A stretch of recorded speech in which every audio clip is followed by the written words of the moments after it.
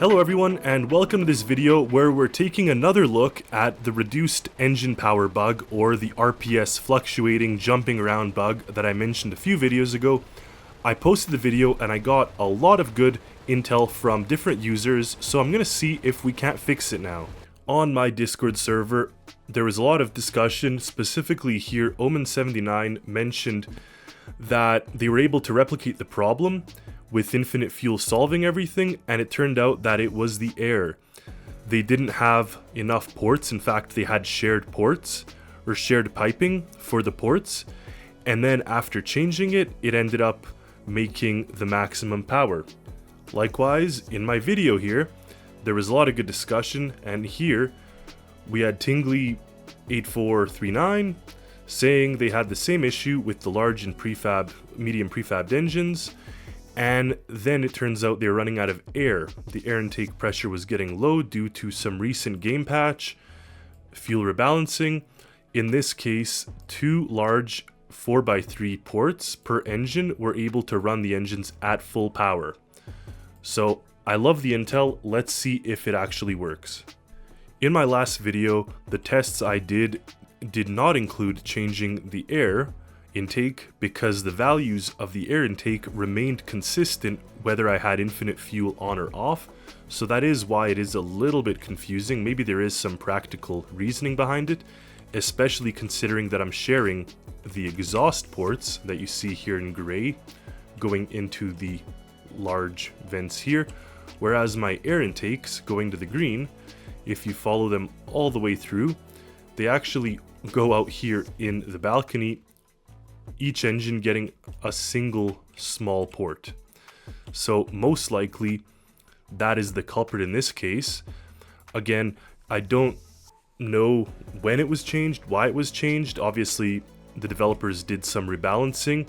It is a little bit frustrating when something like this is changed after the creation has been on the workshop for 3 years, but we'll see if we can work with it and make it work, especially because we seem to have enough area here for the larger vents.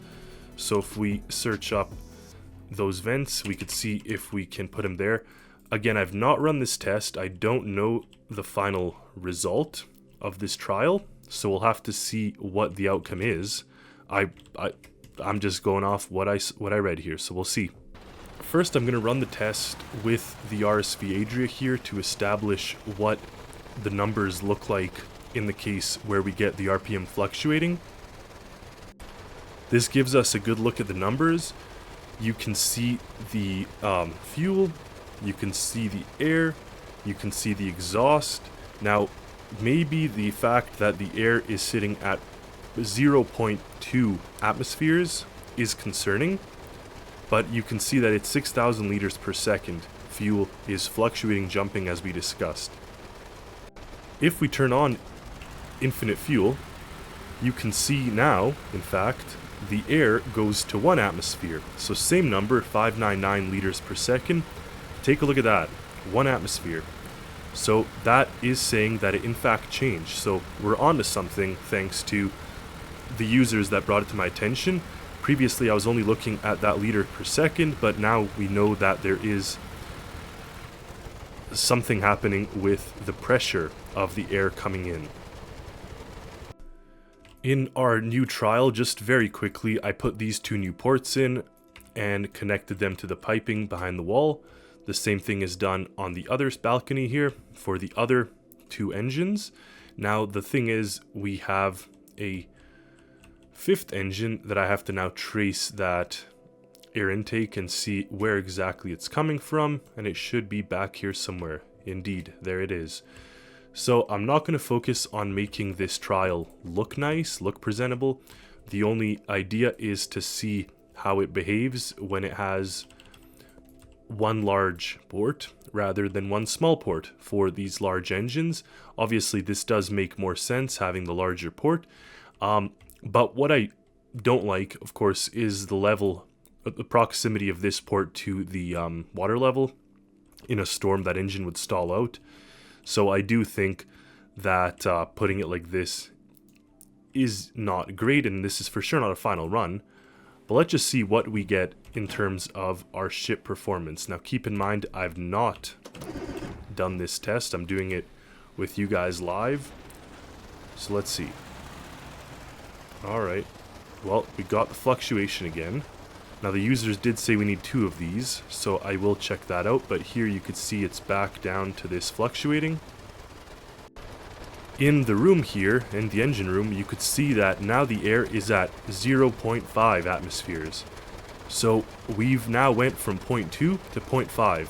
If that metric is anything to get us a reading on what type of intakes we need, having 2 of them should give us 1 atmosphere. So let's try this again with 2 of these ports.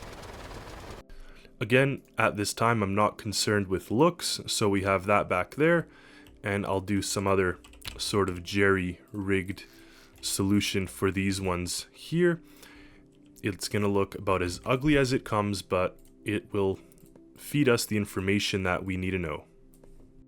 There we have it, our jerry-rigged solution. We got 2 ports per engine now, and we'll see what kind of results we get when we run the ship. Firing her up and giving it full throttle. Interesting enough, we still get the fluctuation. Now it could be because these engine intakes are so far from the engine itself.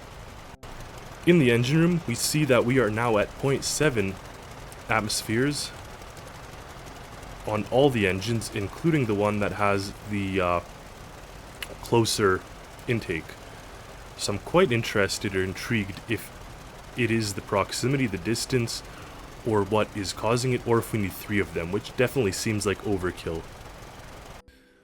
Just to make things easier and closer to the engines, I took the air and put it right up here and connected it to these 2 ports. We'll see if this does the trick, and if not, we'll add a 3rd port and see what the results are. The idea behind this test is to see if the distance of the intake makes a difference, and you can see here it doesn't. It's still fluctuating, and it's still hitting that 0.0 or 0.7 atmospheres. So it's still hitting the same amount even with the intake this close. So now we got to try and add a 3rd one. That will be easy enough to add all 3 of them because I did this planning ahead of time. So we'll just put them like that and spawn this in. For the moment of truth here, with 3 intakes at full throttle, we're still getting fluctuation. Well, that definitely was a little unexpected. Let's see what's happening in the engine room.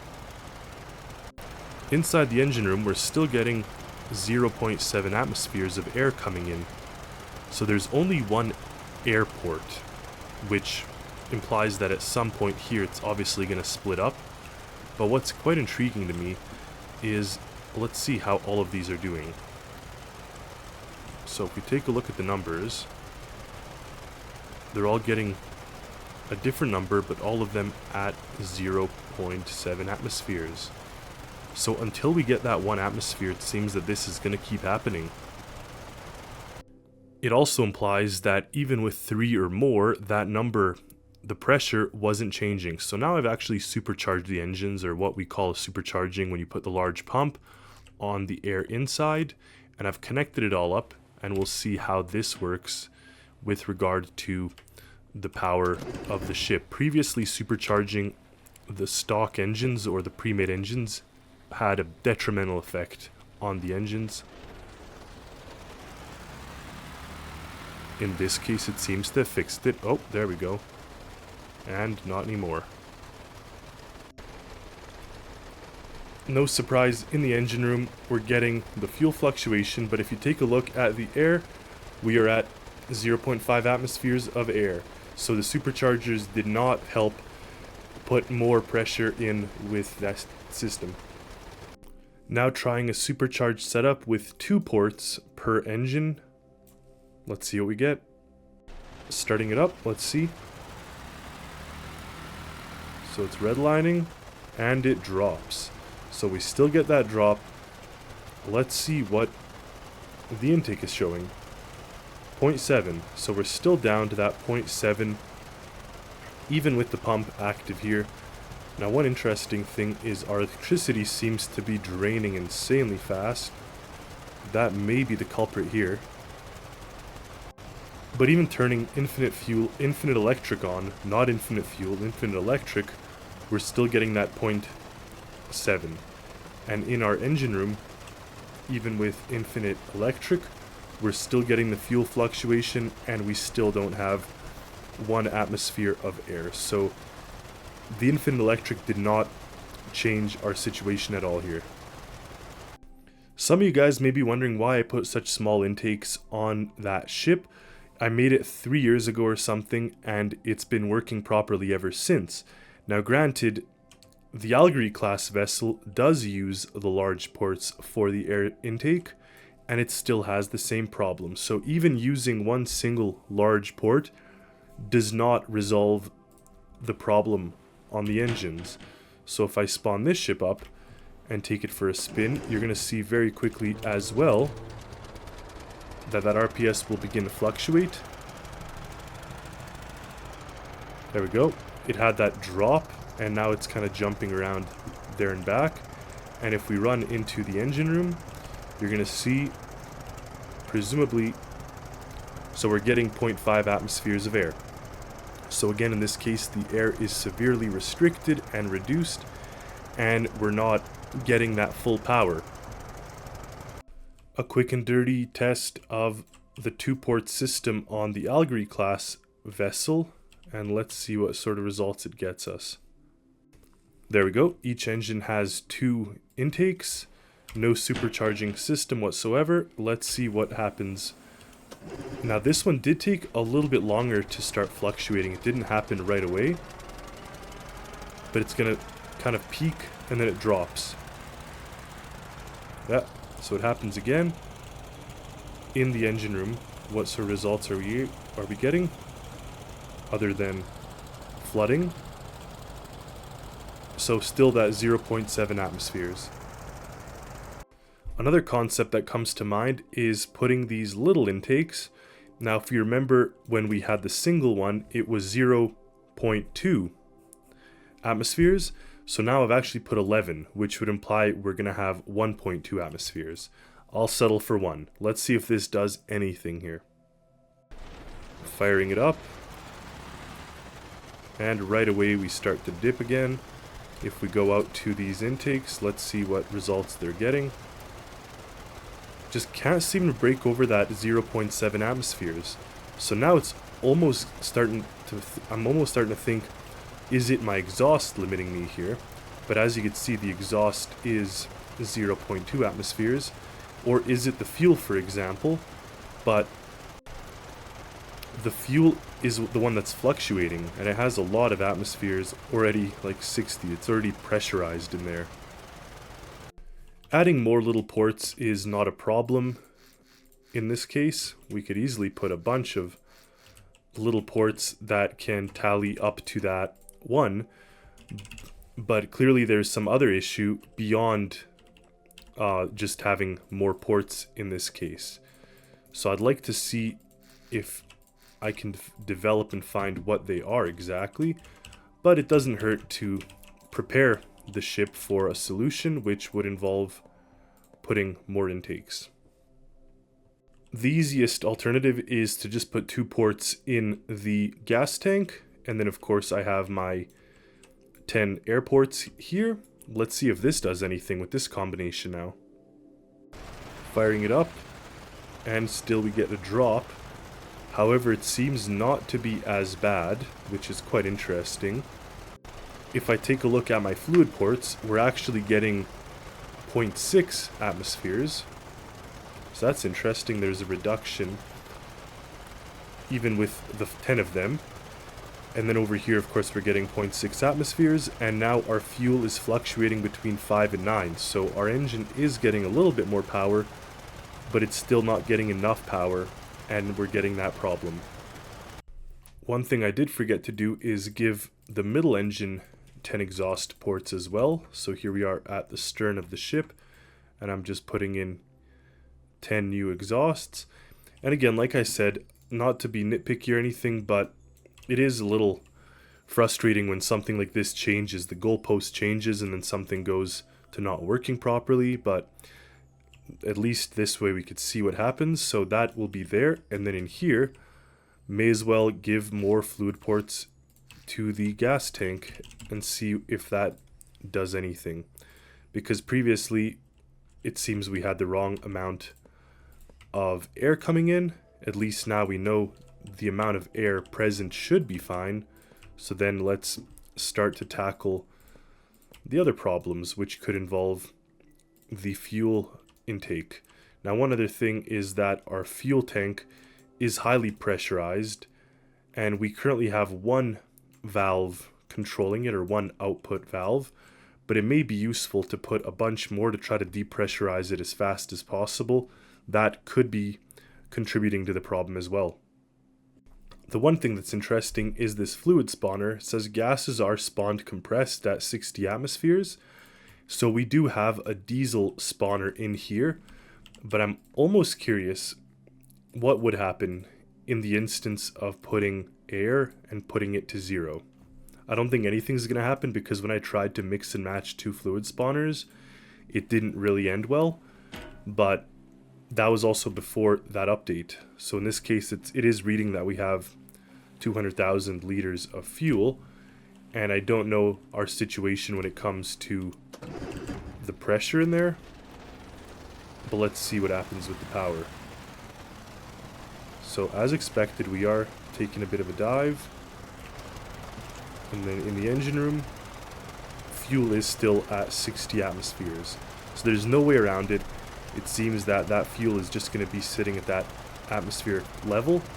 The air is still quite low, but at least now it's on all of them. Funny enough, this one is 7. So it could be that the ports over there on that balcony are just too far physically away from the engine. The engines are somewhere here. So by the time it travels to there, that could result in it being that 0.1 less than when it's just on the stern of the ship quite close. But regardless, we're still getting that fluctuation. One thing that's interesting is you can see here the air is 0.6, here it's 0.7. Now if we turn down the throttle, we actually start to have that 1 atmosphere of air. So it almost implies that the engines at that RPS cannot keep up with the demand required for the air. So you can see here, even at 14 or so, it seems to be doing okay. It's 0.7, but anything higher than that is when you start to overload that air. So again, back to that old theory that I had, or old conclusion in the previous video, is do I have to detune my engines in order to get a stable RPS? So you can see here we're at 80% throttle, our air is 0.5, but we're getting a steady 16 RPS. So in this case, we are not fluctuating here with the RPMs, and we are getting a speed of 30 knots. With that information, we're going to see if we cannot just close out this issue, create something that works for now, and then if the developers come up with a solution, good. If they don't, at least the ship will be usable.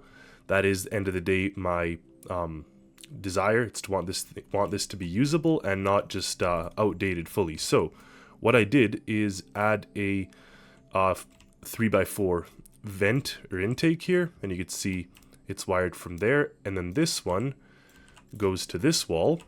So you can see now we got at least one large vent per motor.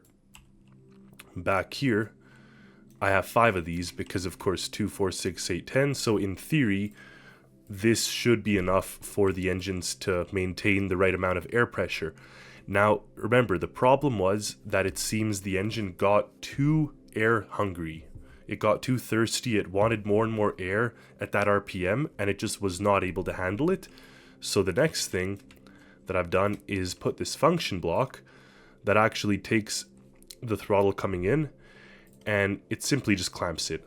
I clamped it at 0.85 because I think that was a right amount of ratio that we might be able to get speed without that crazy fluctuation. And the last observation I had during my tests was the fact that in high gear, it wasn't giving me any problems. It was in low gear that it was giving us that problem. So what I want to do is now see what these are at. So currently off and on, this is reverse, whereas this one is off and on. So it's 6-5 and 6-5 in the same direction. So when we turn it on, that's when it's putting power through the propellers. When it's off, it obviously has a higher RPM. So if I go ahead and put this to 6-5, then this doesn't really matter. And in fact, this whole thing connected to this whole switch doesn't even have to exist now. We don't need to have this high gear. We could just leave it as nothing. Let's see if this does the trick. So right now, it should be set up that maximum throttle is 0.85. I didn't adjust the clutch. I know in another video I talked about changing the clutch amount, but let's just see if I can do it purely with the throttle and adding a bit more air intakes. Sort of unexpectedly, that did not work. What happened is, as soon as the battery became so low, this main propeller would stop spinning, and we ended up with a max speed of 20 knots instead of 30. So a final ditch effort now, what I did is I removed that whole gearbox. So I want to keep a higher RPS. What I did do is I now put this center one to be controlled by the engines, and also what I did is change them all to be the pitchable ones. I just did a little test. I found that 0.6 was the sweet spot for the pitchable propellers, and if we go and test this out, we should see that we can get at least hopefully a top speed of 30 with the electric motors on, and with them off 25. You know, I'll live with that. That's not awful. I'll live with a top speed of 25 for now. I do think there's something going on more than just what is wrong with kind of my understanding of this. So whether it's a bug or whether something is kind of fatally flawed, let's see if we leave it at 30 knots for some time, if it could keep a sustainable speed. Obviously this will drop and it will reach that equilibrium point, and that electric is just killing me. It is dropping faster than what is even read here, and it's because I'm using this whole spider web of electric cables everywhere. Unfortunately, I even tried plugging them all into the batteries, but it doesn't seem to be doing the trick. It seems to be constantly dropping much faster than if it was just using what I'm expected. So this is an outdated system. I highly recommend everybody to not do the spiderweb system of cabling. So checking after around 10 minutes, we're still getting 28 knots, even with the throttle is sort of at 80%. So it seems to be stabilized. We got the generators on now, and this is an okay steady state. So I'm quite happy to release this. Again, not ideal with what happened as far as this sort of bug, I think. And if we turn infinite fuel on, you see it doesn't change this because we've already sort of maxed out what that engine should be doing. So maybe I was trying to put too much power through it previously. But anyways, here we have it. At least this is somewhat fixed. Thank you all for watching. Stay tuned for more content, more creations, and as always, happy Stormworksing, everyone. Applying the same tactic to the RSV Avala, you're going to see that we now have these propellers in the rear. And if we turn this on, we're getting a steady 25 knots, but no fluctuations. So I'll call that a win. Not ideal, like as I said, but at least the creations are working as they should be without major drawbacks and major bugs and glitches, let's say. So that works for me.